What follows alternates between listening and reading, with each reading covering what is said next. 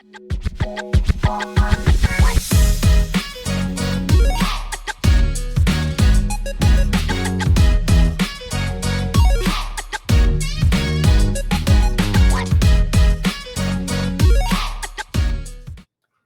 right, Dan, we made it back after a long layoff. Here we go.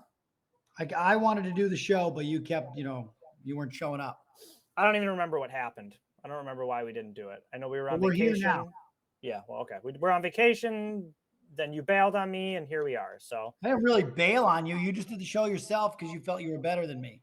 Oh, that's right. Family emergency. I forgot. But it was your family, so it wasn't an emergency to me. UFC 292. Are you excited for this card? I am very excited for this card. Way more excited than you are, it seems. Yeah, I think this one's a little underwhelming. Yeah, but I also feel like you're just saying that. But the truth is, if there's fights, it's a great weekend.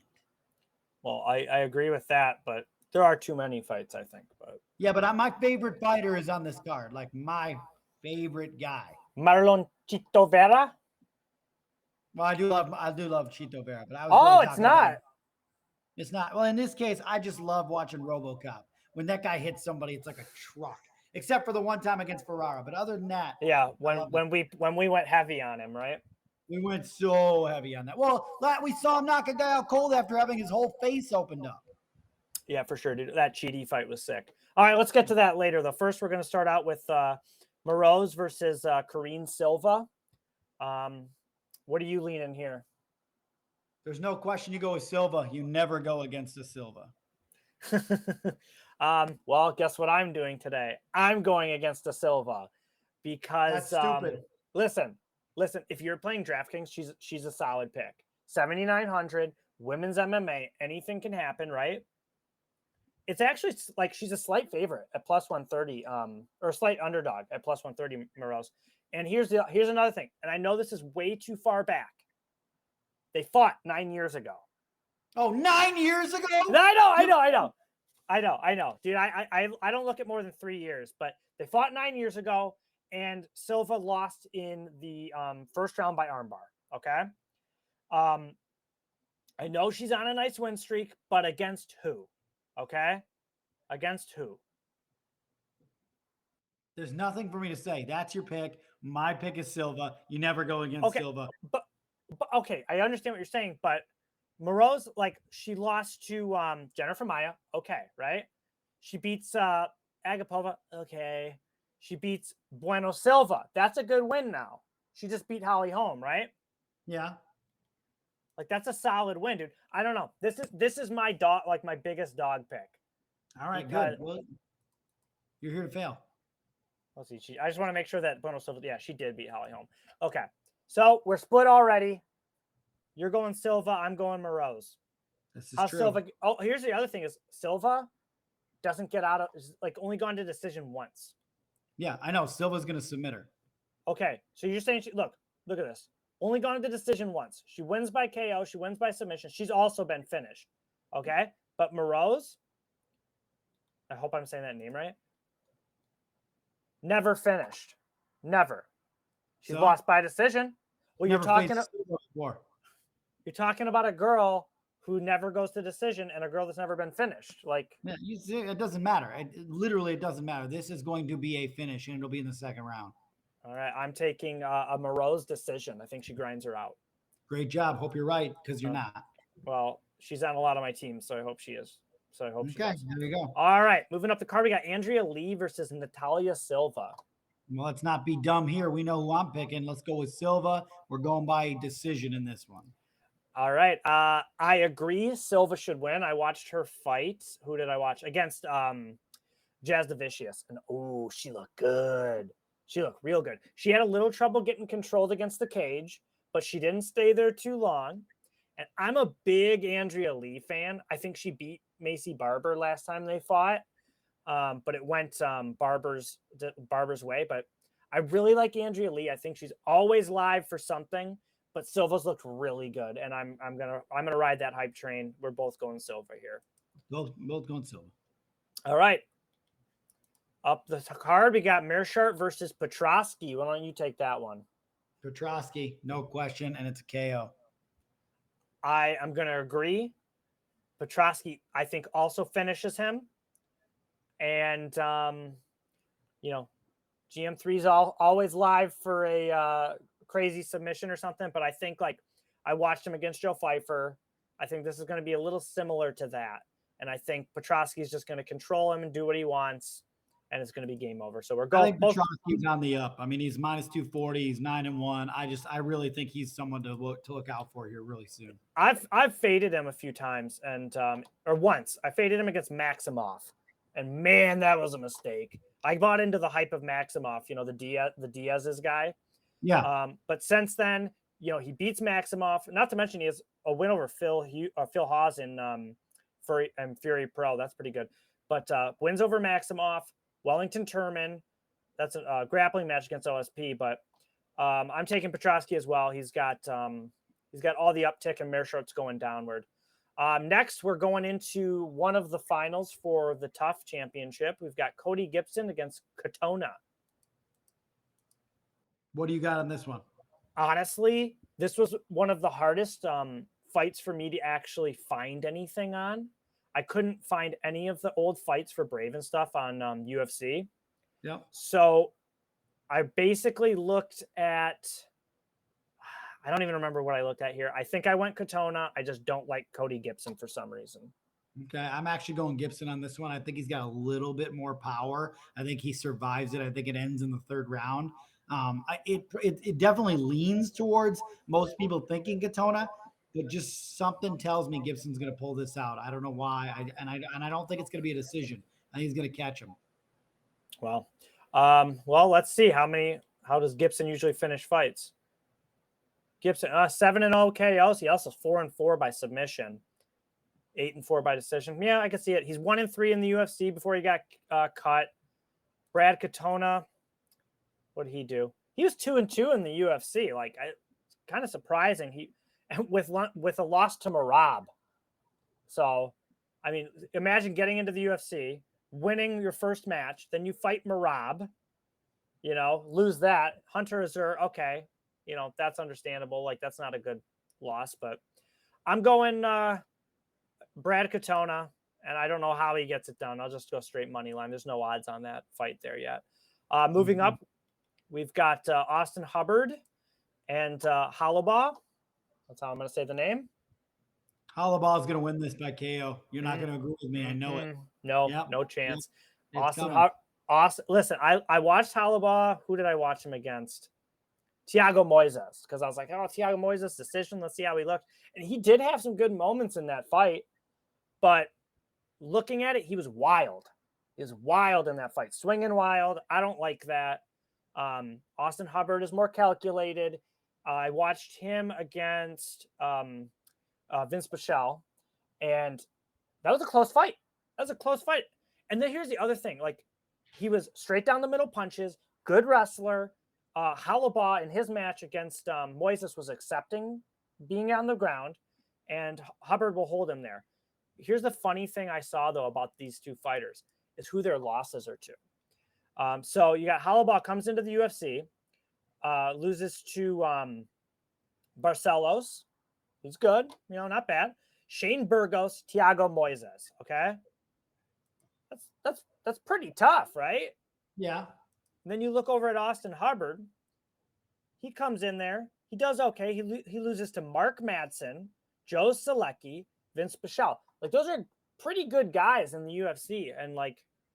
So, I mean, they're actually deserving of another chance, I think, because if you can improve a little bit, like, those are some good losses to have, or not bad losses, I should say. Sure. I'm still sticking with mine. All right, moving up. I already know what you're saying. We got RoboCop against Tulin. Listen, okay. I made a big scene about picking RoboCop, so I have to pick him.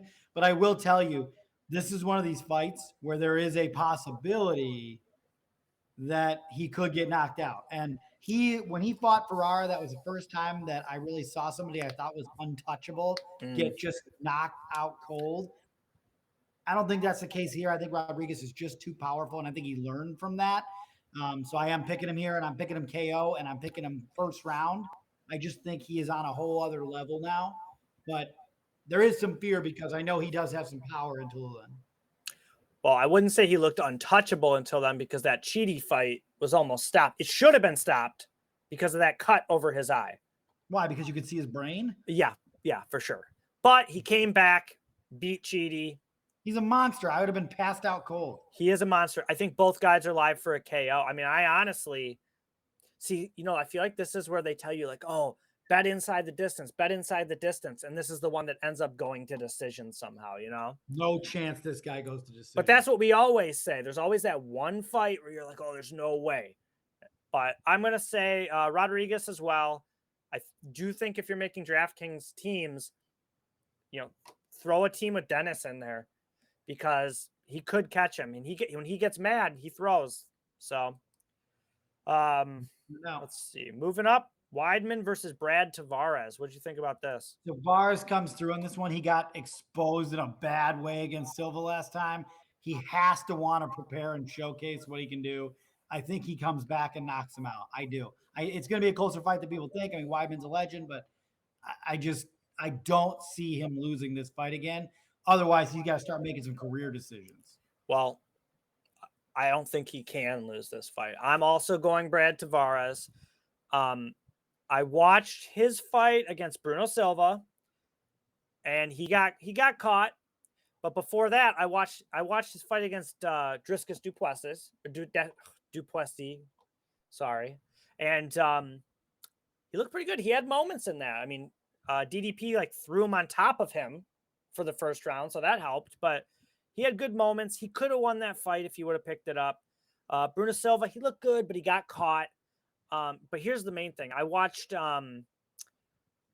Weidman versus Omari Akhmedov, and I wasn't impressed with him. Weidman looks slow. He got hit. I don't like it. Brad Tavares is going to win this. We're looking at a 39-year-old Chris Weidman coming off of a 2-year, 3-month layoff. That's a long time for an old man to be coming back. It's true, but I've been off just as long, and people wouldn't fade me. I'd fade you. All right, are we both going Tavares there, or what are you doing? Both going Tavares. You flopped because this earlier this weekend you were taking Weidman. Well, because I remember what happened with Tavares in the last fight, but then I started thinking about it. It's like he needs this win in a big way. He does, and against that age, I always age 39, 40 years old. Like it's hard to bet on someone. Right. All right, moving up the card, we got Mario Bautista versus Damon Blackshear. I'm so excited about this fight. This is going to be a fun one, yeah. I'm really happy that they were able to get somebody like Blackshear in there when he had to redo this fight because I'm so sick of these fights getting canceled. But this, I think, is like the best possible scenario for this opponent. I think this is the best possible scenario for Mario Bautista. I think you're crazy, bro. You're fighting a guy who fought last weekend. So what? He didn't fight that long last weekend. But you're okay. He may not spend that rejuvenating. Listen, he didn't spend a lot of time in the cage, but he was workshop. He had a whole camp. He cut the weight. He makes weight. He rehydrates, eats all that. Now he's gonna 1 week later have to cut all the weight again. It's gonna show. I really think it shows in the ring. It's hard to go in there after a 1 week of fighting, just from a weight cut standpoint. I'm going Mario Bautista. I think it's going to go to decision, actually. Although I watched Bautista against, I think it was Benito Lopez, and it was dominating. It was just dominating. He is absolutely, he's fantastic. I mean, it's going to be a close fight. But let's just for a moment think about this. Yeah. How amazing would it be if Blackshear comes in and wins this fight? And let's just say he does a twister again. I mean, would that not be amazing after all this and everything you've been through? I think this would be crazy. Obviously, that's not going to happen. I don't think it's gonna happen. I think Bautista is so good all around, like clean striking, good wrestling, good submissions. Like this guy's moving up. Like I'm really high on Mario Bautista. All right, I agree. He's good, but you took Blackshear? Yeah, I'm taking Blackshear. Wow, dude, we're really I was Split. super impressed with him last week. I know it's quick, but I think he's a different person. You were like, bet against him. Don't take him. You were really No, I heavy. didn't. I just Yes, said that you one did. guy looked fast. All Yeah, I said that's was it. he looks You make fast. these observations like last second as we're picking these teams. You're like, I don't know, dude. His ankle looks slightly suspect when he was walking off the stage. And I'm like, well, I Yeah. guess you can't take him anymore. Hey, man, that's the things you got to look for, okay? I guess so, man. All right. Well, that was the first match of the main card. We're moving up, and I guarantee you we're going different on this one, too. Marlon Chito Vera versus Pedro Munhoz. I cannot imagine we're going different on this one, seriously, because you cannot pick against Cheeto in this fight. I absolutely think Cheeto comes back with a vengeance. I think he was absolutely embarrassed against Sandhagen. I think he starts fast in this fight, and I think he wins big. I think he comes back. He knows he has got to win. Not only win, he's got to dominate in this fight to get back in the game and be somebody they actually look at and say he's got a shot at the title again. Well, you're not going to get a title shot off of Pedro Munhoz, but I'm taking Pedro to win, and I'll explain why. He looked really good, even though his leg kicks were getting checked by Sean O'Malley in that first round. Pedro won that first round. I don't care what anyone says. Like, he won that first round. He looked like he was going to lose the second. It was going O'Malley's way, but the eye poke happens. Whatever, okay?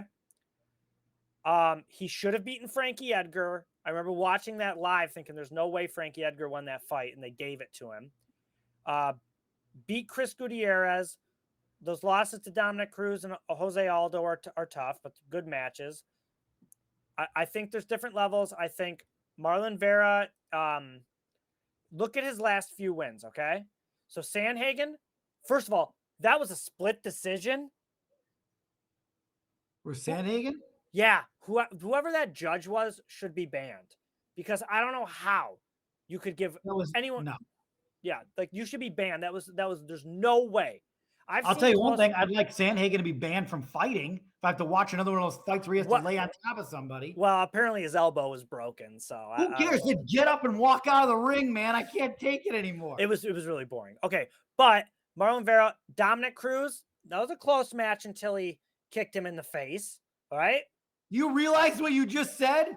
Until but that was round 4. There's not going to be. No. Listen. Well, you don't think that match was close? I thought it was close. No, it was the type of match where you felt throughout that at some point Cheeto was going to knock him out cold because you were just running and dancing. Okay. Here's the thing, though. He got it late in the 4th. This is a 3-round fight. Okay. Rob Font, that was a close fight. They were beating the hell out of each other. I know that Vera did more damage, but that was a close fight. They were both landing on each other pretty heavy. Who cares? They hit their significant strikes over. It doesn't matter. Before that, Frankie Edgar, I think Edgar was winning that fight. It was close. Again, until Marlon Chito Vera kicked him in the face. You were doing all this MMA math. It's so stupid. It's not MMA math. It's not MMA math. If I was doing MMA math, I'd say he beat Edgar and the other guy lost. So, but no. And then before that, wins over Davey Grant. That's a good win. Lost to Jose Aldo, got controlled. I'm going Pedro Munhoz. The next fight. Who are you picking here? I'm picking Pedro, and I'm just explaining why. I'm not just saying why. I'm trying to explain to you why. You know, I'll put a little reasoning behind my pick, not just saying, this guy's going to win. Well, he's going to win because I know what happened last time, and I know what he needs to do. Cheeto has to show up. Fade me again. All right. I'm not fading you. I'm sticking with the rest of the people. Everyone else thinks Cheeto's going to win. Everyone else? What do you I'm going to say it's 70-30. What do you say it is? I haven't looked at Tapology. That would constitute everybody else. That would constitute 70%. Close. 76-24. That's not close. 76% is a that was close to what I said. That's all I'm saying. If it was 76-24 in a basketball score, that'd be a beatdown. Okay, well, this is Tapology, who last week I think got every pick wrong on Dana White's Contender Series. So, well, yeah, but no one even knows what's going on there anyway. That's true. All right, your boy Ian Garry. Oh, is that who your favorite fighter is? No. Who'd you say it was? I never heard you say RoboCop. Oh, RoboCop. I was just surprised that's your favorite fighter. All right, Ian Machado Garry versus Neil Magny. What do you got? Why are we even talking about this? He's going to knock him out cold. Listen, there's going to be a day where I'm fading Ian Garry. Like, I've Okay. watched his fights. He's good, but I see him get hit. And I'm like, every time I'm like, ooh, is this the guy no. Neil Magny's not the guy to beat him. But when he fights someone with some power, I'm fading him. But this isn't that fight. This isn't that fight. We're both taking Ian Garry. Yeah, I understand. Like, yeah, somewhere in the future, I'm going to take a different guy who might beat him. I'm preparing to fade him. You know why I love Machado Garry? Seriously, I love him because he's a talented fighter. He's exciting to watch, but he's also a guy who puts in the work. How long has he been in Brazil? Right? Immediately after his last fight, he went down. He's like, I'm going to learn Brazilian jiu-jitsu in a big way. Like, that has to play a role in what he's doing. I think he's training. Doing that. I mean, he's training with Charles Oliveira, I believe, but I do love that. I like that these guys are leaving their gyms and going other places. Like, who used to do that? I think like maybe Sean Strickland used to do that, and I feel like Kevin Holland used to do that. They go different gyms. You have to do it. You have. I agree. You get too comfortable with guys that you'll start surpassing them, and then you're just training with people who aren't improving you. Both taking Ian Garry. You think he finishes him? Yeah, I do think he finishes him. I know that's that might not be everyone's prediction, but I do think he finishes him. I think he is super talented. Most people are taking a finish. I think Neil Magny hangs on. I think he's a good enough veteran that I don't know. He got finished by Shaq Cat, Rachmanov. I don't know. I don't know. Yeah, I don't know. Shaq Cat. Hey, dude, at this point, I'm guessing. Okay. Yeah. I'm taking Garry. I don't know how he wins. Up the card, we are going to Wei Li versus Amanda Lemos. Wei Li. Yeah, I agree with you, no doubt. Lemos has some good wins, but she's got some bad losses, like a split decision win over Angela Hill. I know Angela Hill's like the queen of split decisions, but I don't like that. She got basically just hugged to death by Jessica Andrade, and Jessica Andrade has looked really bad since she lost to her. Wins over Waterson Gomez. Out cold. Yeah. And win over Marina Rodriguez. Those are good wins, but Wei Li is a different monster. Wei Li's coming off a 2-win streak here against Esparza and Joanna. Gosh, I can't even pronounce the last name. Against Joanna, and then 2 losses back-to-back to Rose. I actually thought she won the split decision, the second match. I didn't want her to win. I wanted Rose to win, but I thought Wei Li actually won that rematch. It was really close, though. I don't know if you remember it. No, I don't. Okay, we're both taking Wei Li. How does she get it done? I say 3rd round stoppage. I think it's a knockout in the 2nd round. TKO. Early. Okay. Moving up, Sterling O'Malley. Oh, I love this fight, and I know we're gonna disagree. I know we're gonna disagree. That's why I love it. I did rewatch. I after I talked to you, like I feel like I texted you and I was like, after round 1 of Sterling versus Jan, I was like, I'm picking O'Malley, and then I saw Sterling just dominate Jan in 2 and 3. And I was like, I'm changing my pick here. And then I went back and I watched O'Malley fight Jan. And I remember when that decision happened, I was like, this man lost this fight.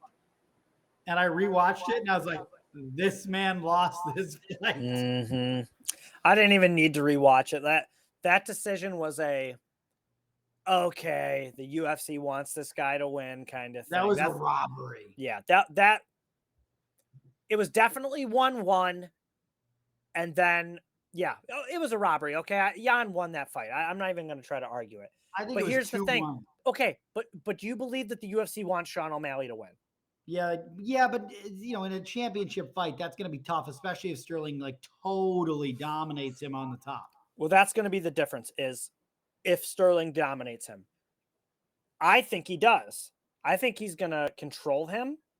If he's able to take down Henry Cejudo, he can take down Sean O'Malley. We said this, we had this conversation, and like I do think, you talk about it with Volkanovski, where it's easier for him to take people down, and it's easier it's easier for him to take people down because of his low center of gravity.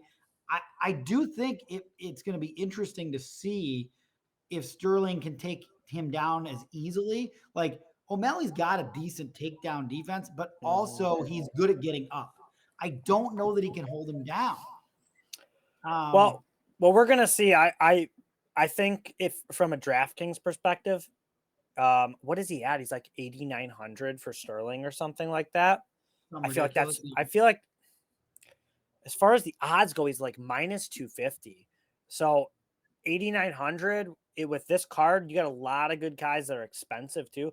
I'm going pretty heavy Sterling. I think I only have one like Hail Mary team with O'Malley. Okay. But I'm taking Sterling. What did you decide in the end? In the end, O'Malley he's 7,300 as I'm looking through it. I got to tell you, this should not be as tough of a pick as it is for me. I'm going back and forth.